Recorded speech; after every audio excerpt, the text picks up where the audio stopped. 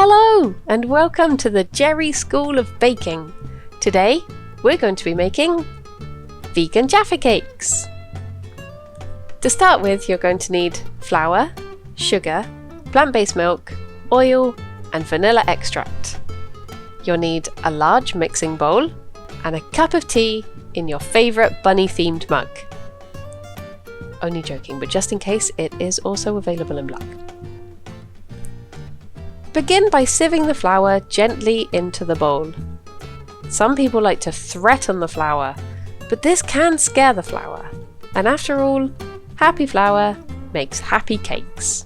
Next, add the sugar and mix the two together. Then add the milk, oil and vanilla extract.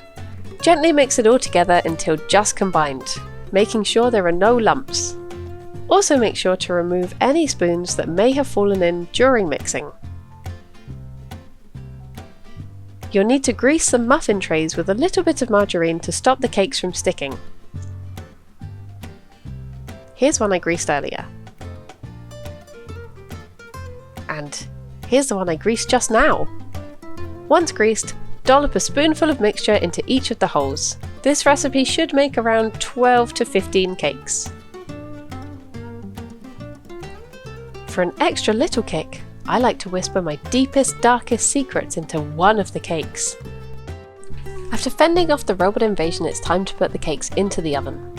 I like to write a little note of encouragement and stick it on the oven to give them a little extra boost. You now have 8 minutes to spend however you like. You could do a jigsaw puzzle, reconnect with nature, pet a bunny, sit and think about that time that you said something really funny and no one laughed, but then someone else said the same thing but slightly louder and everyone laughed, but they should have been your laughs. Why weren't they laughing when you said it? Oh, never mind. They're done. Take your freshly baked cakes out of the oven and tip them onto a cooling rack. Some might need a little bit more encouragement than others, but that's okay. You're just shy, aren't you? Come on.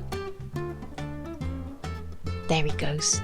Once they're cool, separate marmalade into small wobbly discs and place one wobbly disc upon each cake until they all have one. For the topping, you'll need 150 grams of dark chocolate, 50 grams of margarine and an orange. I found this one terrorizing a local family of satsumas. Place the chocolate and margarine over a pan of boiling water and stir gently until completely melted. Zest half of the orange and mix that in with the chocolate. Once this is all completely combined, you're ready to start covering the cakes. This is a bit of a messy process, but that's half the fun. Once you're happy that all your Jaffa cakes are covered, pop them into the fridge for 20 minutes until the chocolate is set. If they're not completely set in 20 minutes, just pop them in for a bit longer. So there you have it, your very own homemade vegan Jaffa cakes. Just make sure that it's you that eats that one. You know the one. The one that knows too much.